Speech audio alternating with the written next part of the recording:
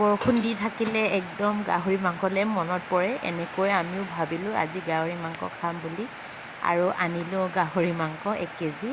আনিয়ে ধুনীয়াকৈ ধুই মেলি বইল কৰি লৈছোঁ। ইয়াৰ পাছতে এয়া ৰেডি কৰিলোঁ মই পিঁয়াজ, আদা, নহৰু আৰু এয়া শুকান জলকীয়া, খৰিচা অকণমানো আছিলে, পানীত তিয়াই থৈ দিছোঁ আৰু অকণমান বম্বু গাজ। এইবোৰ ৰেডি কৰাৰ পাছত কেৰাহীখন পাতি ল'লোঁ আৰু পিঁয়াজটো দি দিছোঁ। দি মেলি ধুনীয়াকৈ ৰঙা হোৱালৈকে ভাজি মেলি এয়া গাহৰি মাংস দিছোঁ।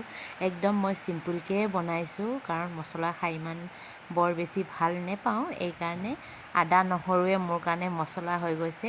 আৰু এয়া ধুনীয়াকৈ ভজাৰ পাছত দি দিছোঁ আদা নহৰু আৰু এয়া চাওকচোন ধুনীয়াকৈ ৰঙা হৈ গৈছে আৰু তেল এৰি গৈছে।